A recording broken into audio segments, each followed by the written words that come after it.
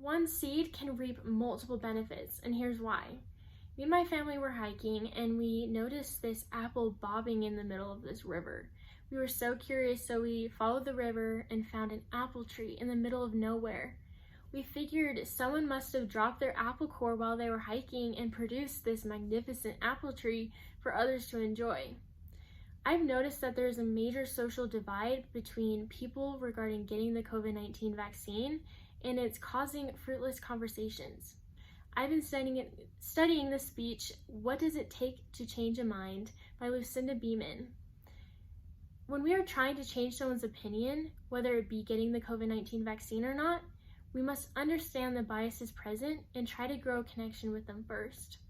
Today, I will use Beeman's speech to give insight on why it's so difficult to change someone's mind and explain the ways we can make the most out of our arguments.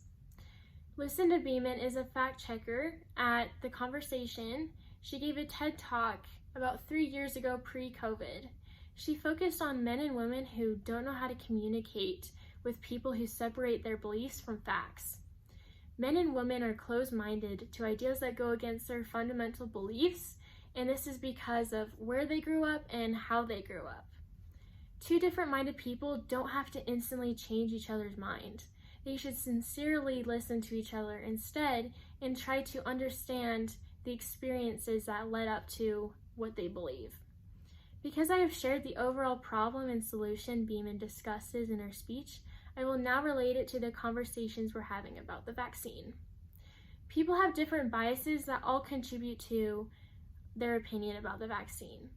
One bias is the confirmation bias. This is when we look for facts that align with our beliefs.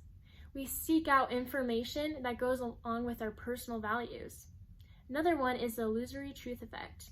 It's when we constantly hear false information that we start to believe it, and it can even be from people that we trust. Another one is the in-group bias. We have been in a group of belonging for so long that those who are in it, like our friends and family, influence us.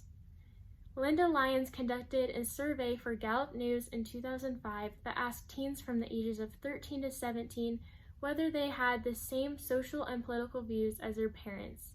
Biases are hindering our ability to have meaningful conversations because the results of that survey were that 70% of teens had the same views as their parents, and it carried on into their adulthood. In today's society, we sometimes link contention with disagreements rather than separate the two. It's healthy for people to disagree with vaccination posts or anti-vaccination posts on social media. However, instead of sending hate messages, there are ways to have a civil disagreement so that both parties can take away new knowledge. First, you want to listen to understand rather than listen to have a counter argument. You must develop a bond with that person, and by doing that, you can ask questions that relate to their life experiences, and you can show interest. Most importantly, refrain from gestures or nonverbal communication like eye rolling that suggests disrespect or rudeness. You do not have to tiptoe around disagreements. Disagreements are good and healthy. They expand our mind to new things. Since Beeman's speech 3 years ago, there's an increase of things that people can disagree with. And it has made me realize that we can still find unity throughout our communities. The world is only going to get more contentious if we don't remove bias, open our minds to new truths, and connect to understand those who disagree with us. Today I analyzed Beeman's speech and related it to the split among those regarding the COVID-19 vaccine, whether it be due to bias or lack of civil disagreement. Humans are like seeds who need patience and care in order to grow. While it may take time for a seed to turn into a flourishing apple tree with new branches of knowledge, bushels of apples can be produced, dropping seeds of its own to plant more truth into humanity that will shape our future. Thank you.